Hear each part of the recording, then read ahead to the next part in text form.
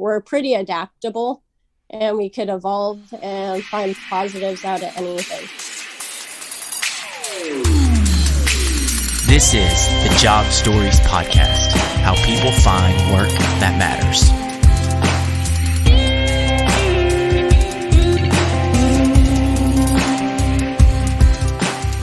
I got involved in surfing, when I was 4 years old, and my dad shared his love for surfing and the craft of the sport with me. And I've always been a very competitive, self-disciplined individual and love challenging what I was capable of, whether it was in my academic, sports, or any endeavor, really. I like to see where I max out and break through those moments. And so I started competing when I was 9 years old and ended up doing my first world tour event. I received a wild card at the age of 14.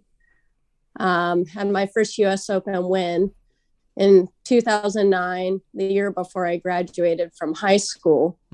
And fast forward to today, I've been on the world tour for, I think this year will be year 11. If I'm counting my the COVID year, which we did end up competing, but it still kind of counts, I guess. But yeah, so now I'm here today. I've been world runner-up a few times, and obviously I have massive goals of getting a world title. That's been a dream of mine since, I was a kid with a goal in fourth grade when I'm like, I want to be a pro surfer and get a world title.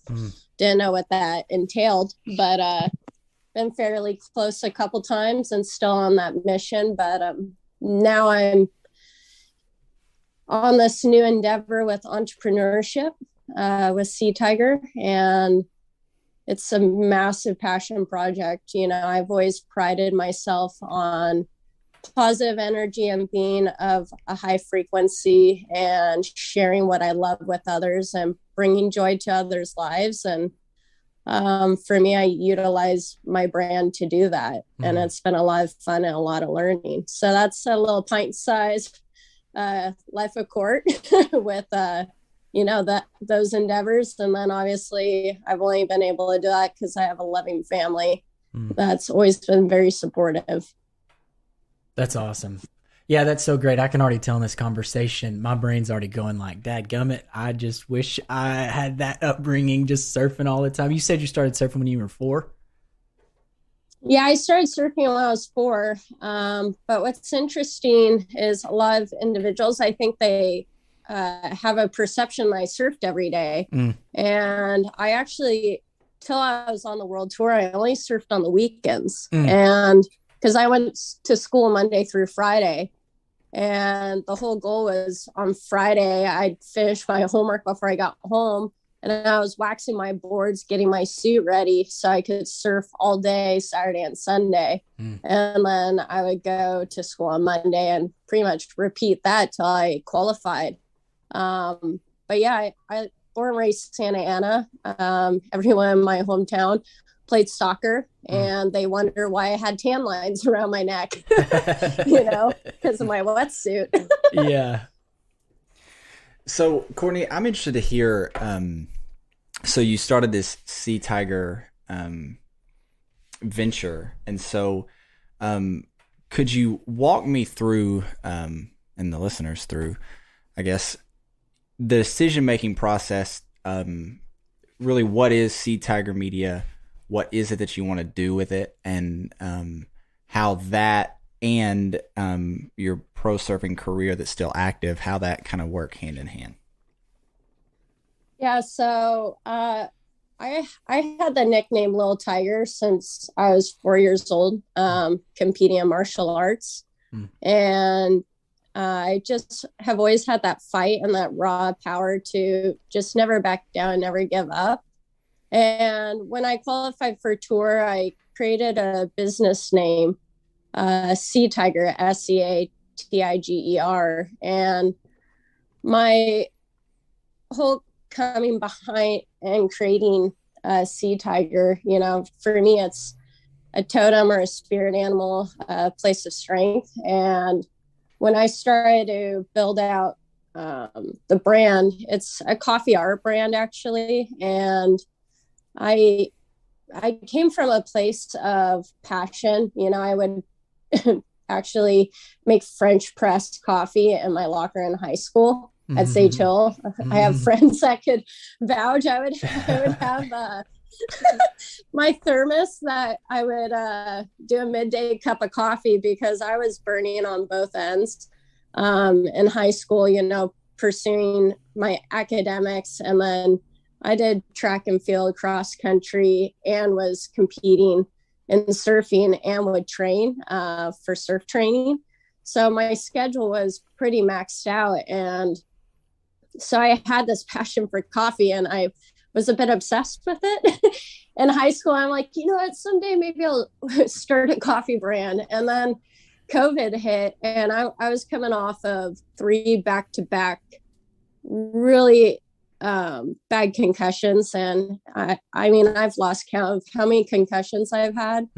And but the third one that happened back-to-back in like 7 months time, which is pretty close for impacts of that severity. And I ended up not surfing for like about 10 months. And it started going into the whole COVID shutdown and everything. And while I was having that time out of the water, I had a lot of time to process what I wanted to create, what I wanted to do, how I wanted to move forward with the brand that I had, and just didn't really have time to build out. And I went, you know what, I'm going to learn all the aspects of coffee, find the best roasters in my area, and create something that I love, generate all the art that's on the branding, and have a piece of my love and passion put onto something I could share with others to hopefully bring them joy and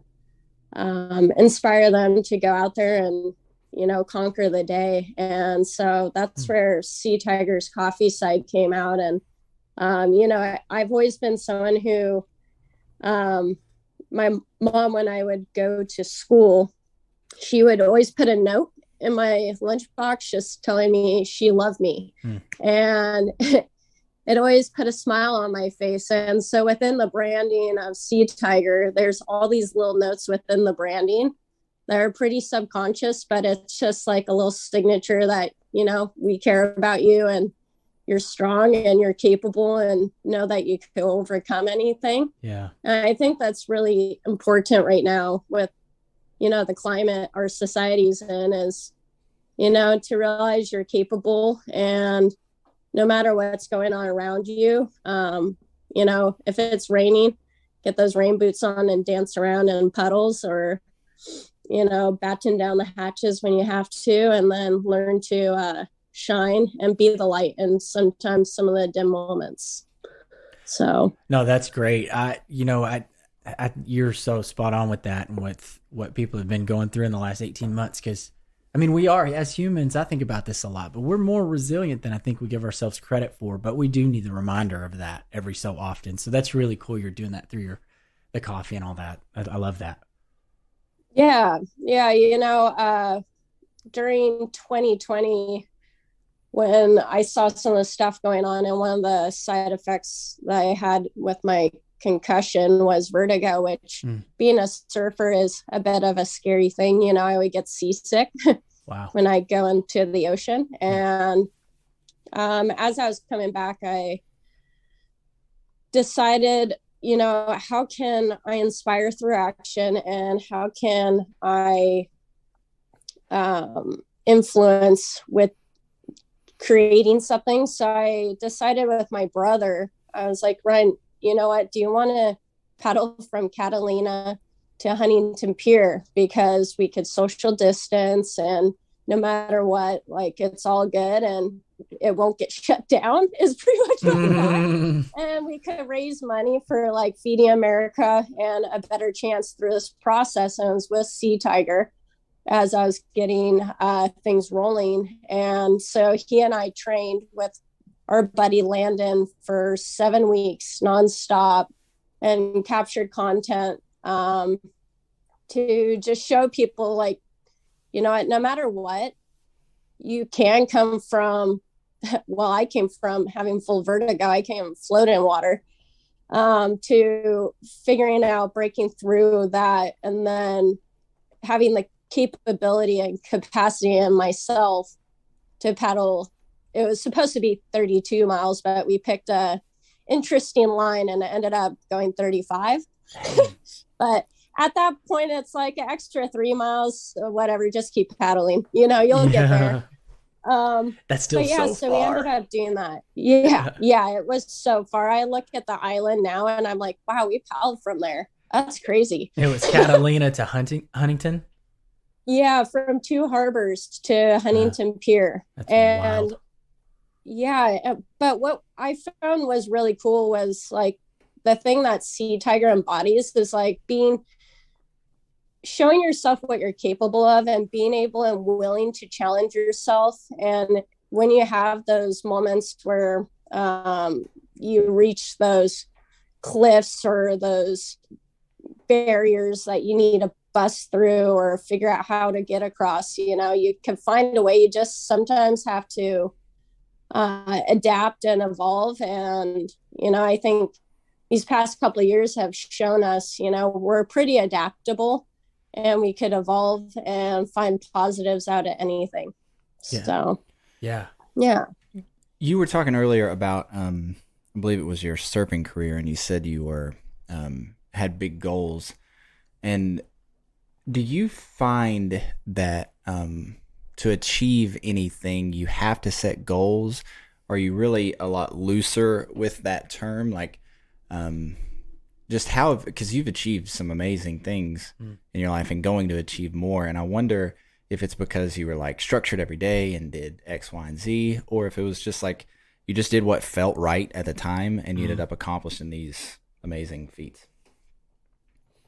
Yeah, I've always set goals and I've always created steps to get to my destination.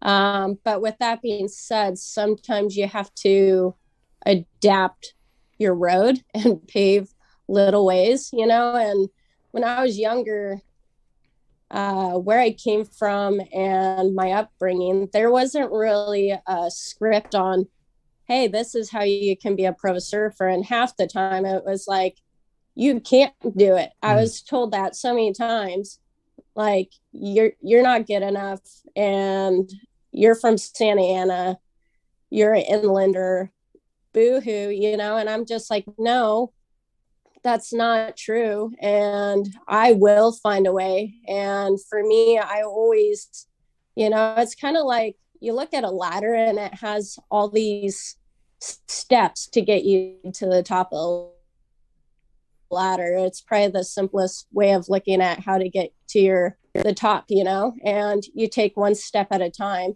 and you don't, you know, try to jump to the top right away, because then you'll end up stumbling down, you know. And for me, I've always been someone who trusts the steps I've created for myself and saw them through and learned when to adjust and evolve. But yeah, there's always,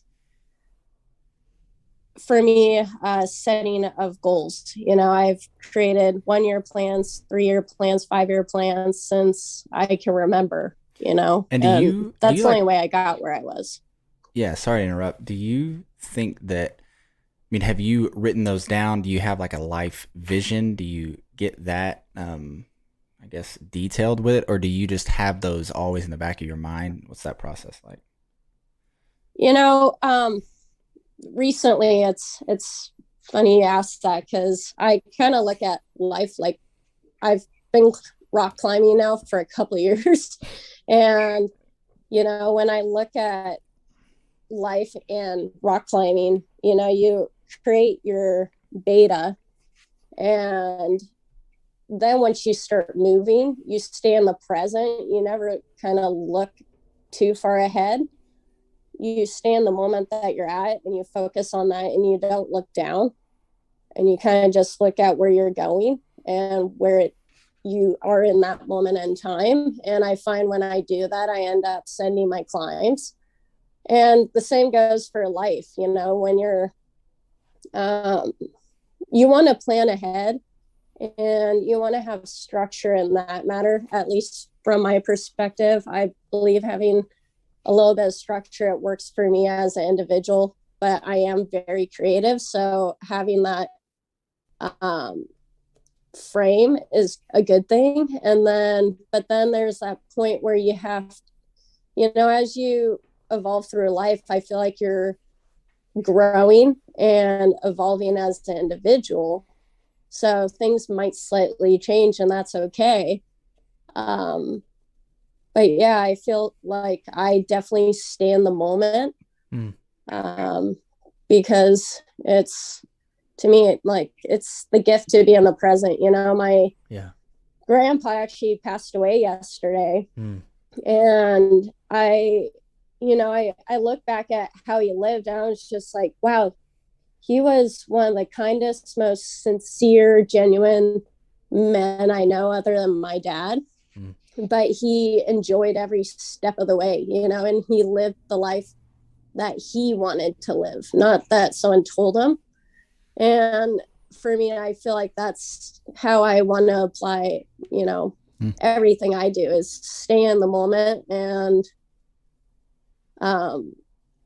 creating the life I want to live and the life I want to lead. Right. Sorry about your grandpa. Yeah.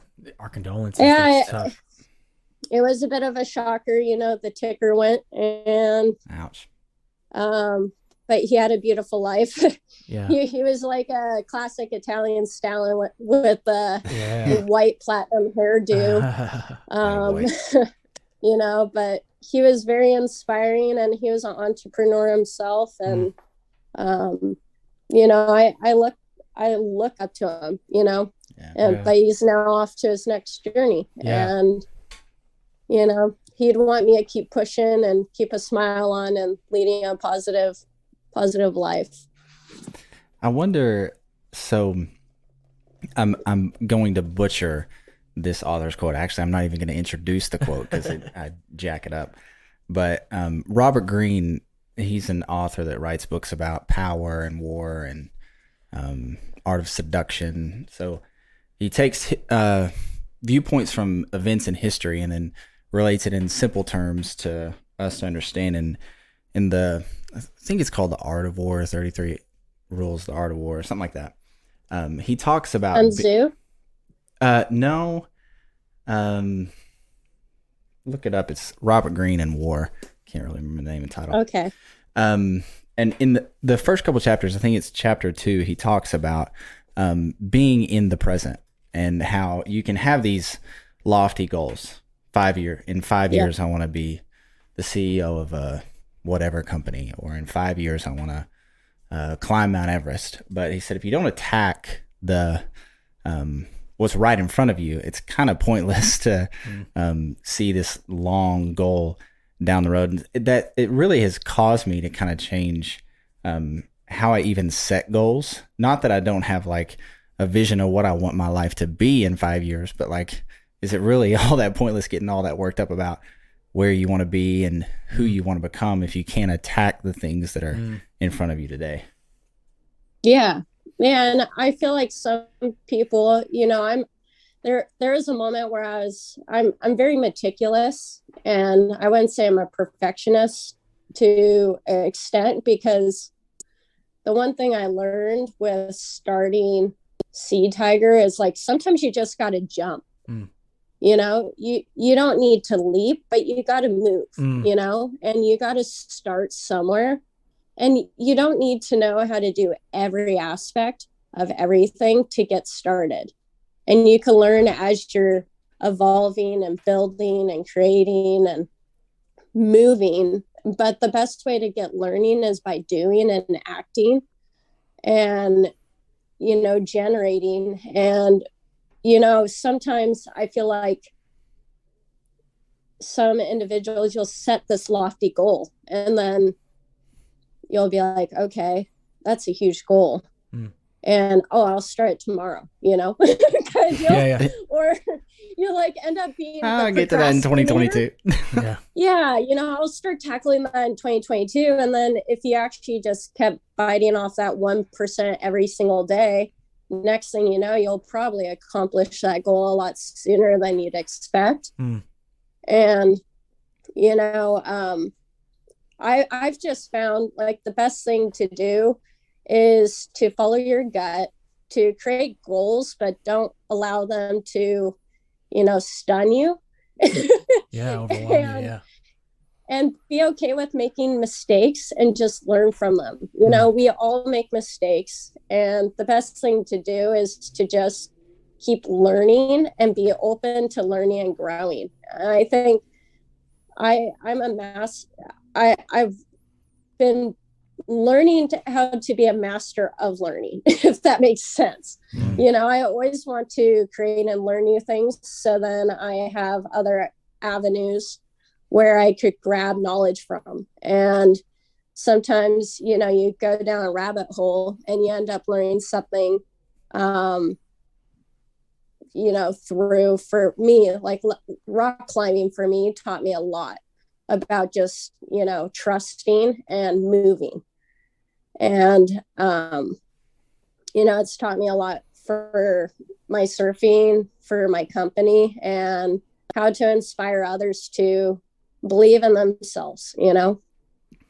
Yeah. The name of the book was 33 Strategies of War by Robert Greene. So, wow. I'll have to read that one. Yeah. I mean, he's a brilliant man, so I don't understand about half of it, but, the parts where he's explaining his interpretation of it, is, I don't know, it's unique, versus what I've heard my whole life about setting like SMART goals. And not that any of that's bad. I think the truth probably lies somewhere in the middle, but yeah. Awesome. Courtney, I was kind of, as you've been telling your story, I was thinking about this because it's so relevant to a lot of why we wanted to kind of have more conversations in this format, like podcasting. But our company, we do IT recruiting, and we truthfully started, it was birthed out of COVID. I mean, Matthew was, he can get in his story later if he wants to, but Matthew was in IT and I was in sales, and we talk every day. We're brothers. So we were like, why don't we get into this business together? And it just kind of birthed in that way. And we talk to candidates all the time that are changing career paths halfway through their career life, truthfully, and they're having to learn new skills for these new career paths they want to take. Is there any skills that you've kind of learned as you're starting Seed Tiger, and maybe you're in your entrepreneurship that's much different from obviously what you were needing to do for yourself as a professional surfer? Are there some skills that you've kind of learned in the last 18 months, starting kind of a new journey for you? Gosh, there's so many little ones, if I'm totally honest, and things that I didn't realize I was capable of doing that I ended up finding a way. And just troubleshooting. I think that was one of the coolest things for me is I'd find a roadblock, I wouldn't find it, but they would just kind of hit my doorstep. It would find you. Yeah, they would find me. As a boulder in the middle of the highway. I'd be like, oh, okay, this is here. So how am I going to get through this? And just started researching, finding a way, and just honestly reaching out to my network of individuals and asking them questions, and being okay with not knowing all the answers and asking, you know, and being open to having that dialogue. I think there's learning to have that comfort with asking questions and discovering and finding a way, you know, because there's like one of the things as I keep evolving, I want the best people surrounding me, not just with intellectual knowledge, but also energetic and just their vibe and everything, just well-being. And, you know, everyone that's surrounding, they'll have their purpose to bring to the table. And we all have our lane where we bring our strengths to each other, you know, and I think it's creating that teamwork and camaraderie around the brand has been so exciting and fun.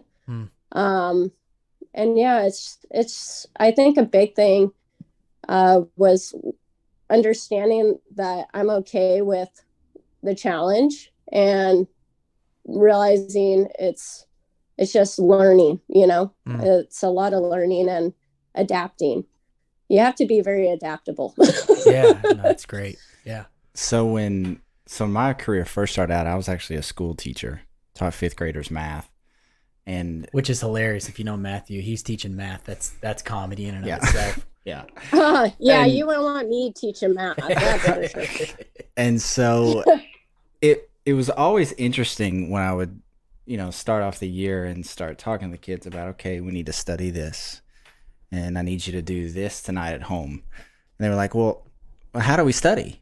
Like, what does that mean? What does that look like? What does that sound like? How long do I do it? And I think you talked about learning new skills, and I think if I've learned anything in the past, 15 years of my career, it's that you have to learn to be adaptable. You have to, if you're a truck driver and that's what you want to do forever, there will be changing of truck drivers' license getting, I'm sure, over the course of it. So if you stay stuck in your old ways of doing things, I think you're going to find that you kind of just get left behind. Do you find that to be true, that you always have to keep learning something, or you're just going to get, it's going to cost Sea Tiger and cost you professionally where you want to go? Yeah, I think it would just, for me, I think if you're not willing to learn and to evolve, you'll get stuck in, if I wasn't willing to learn, I'd be stuck in what my mental state was in 2010 or 2020. Gosh, no one could have expected what we had the past 2 years to have happened in 2018. You had to create an open mind and learn the new climate and learn how to move about it, and keep a positive headspace, which wasn't always easy with all these lockdowns and quarantines. I had to sit in a room for 2 weeks in Australia just to compete, and for me as an individual, if anyone knows me, I'm a very active outdoors person. I don't sit still inside for more than when I sleep or I'm doing like emails and domestic work, but for me, like, that was a challenge, but I created a structure and I had a little process in there, and I ended up loving it and coming through the other side actually better, I thought, which was crazy. I found out I was okay with solitude.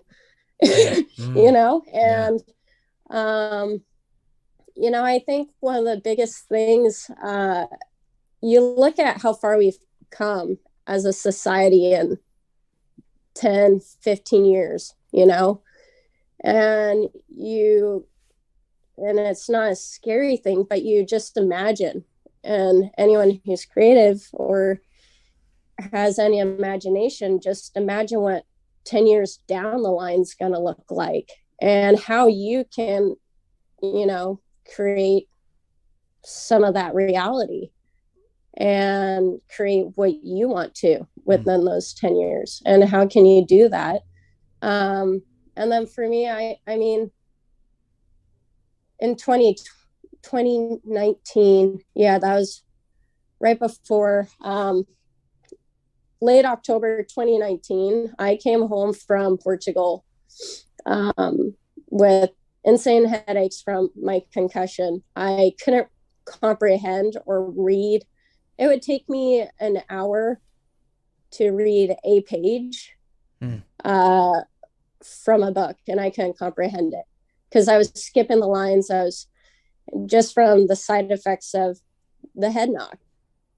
It was pretty scary. I was in a very vulnerable state, not knowing really where or how to get out of it. because I've had multiple injuries, but for me, like the injury of your brain, something that operates a lot of different things, was a very new one for me.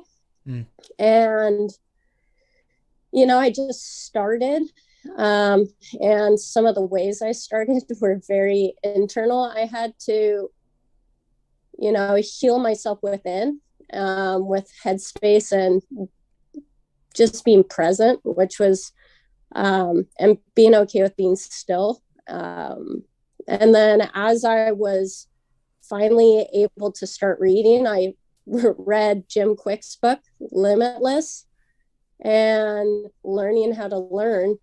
And I love the book Talent Code as well. It dialogues about myelin theory. And for me, from all those things I took out of it, I'm like, you know what? I believe as humans, we are capable to rebuild everything. And how am I going to do that for myself?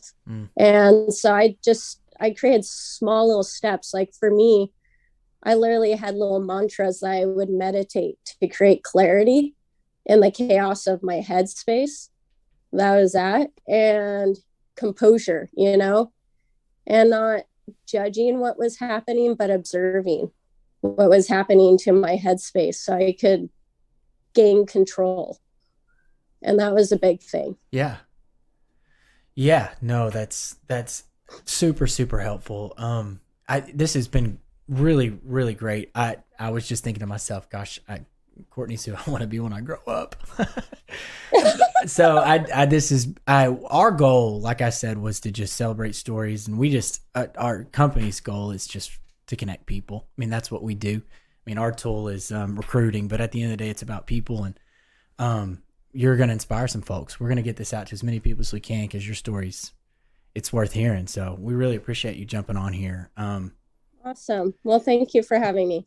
No, absolutely. Matthew, is there anything else?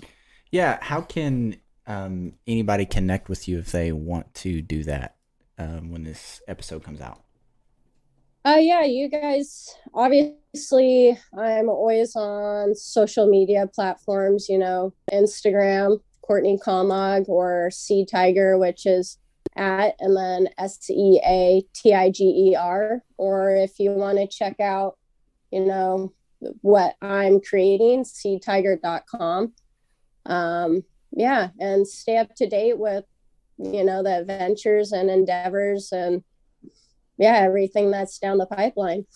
My next crazy ocean adventure is the escape from Alcatraz in San Fran next year.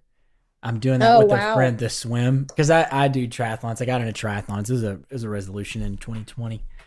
And I have a friend incredible. I'm excited. My wife's not too thrilled about it, but I have a friend that's turning 40 and that's what she wants to do. So we're going to fly out there and do the swim from Alcatraz to shore. So that will be such a cool experience. It looks like quite the challenge, but it's definitely possible. You'll definitely accomplish it. Yeah, I may need you to just message my wife for me and just say, hey, he's gonna be okay. It'll be fine. Oh yeah. You just think of warm thoughts in that frigid cold water, and you'll get there in no time. Yeah, and you just keep moving, and your body will stay hot. Yeah, there you go. Perfect. Seriously, I forgot to ask you this. I had written this down though. Are you scared of sharks at all? Does that ever cross your mind? I'm more nervous of who's next to me in traffic on the freeway. Yeah. Like a shark. Yeah, a shark, I feel like, you know, we're in their territory and I just have a huge respect for them. And I've done cageless diving with sharks and, you know, they're very powerful, but graceful creatures. I think there's a lot of beauty to them. But yeah, I mean, I've been bumped by 8-footers and some pretty big sharks. Dang. In the lineup. And we don't have a lot of sharks in Nashville. Yeah. Yeah, definitely no sharks over there. At least not the animal ones. Yeah, right. But yeah, no, it's definitely, something that I have a respect for, but I'm not afraid of. You know, you don't want to be thinking of what's under you 24/7, or else you'll end up wearing waves on your head. Yeah. Especially where the sharks are, is usually the swell's more dangerous, you know, than the sharks. Yeah. Gosh, that's wild. Hey, again, you've been through a lot just with your family in the last 24 hours. So thank you again so much for hopping on with us. Of course. It was really fun having a chat, and yeah, good luck with the Alcatraz swim. Appreciate it. Appreciate it. Thanks, Courtney. Sweet. Thanks. Thank you so much. You have a great day. Have a good one, you guys. You too. See ya. Bye.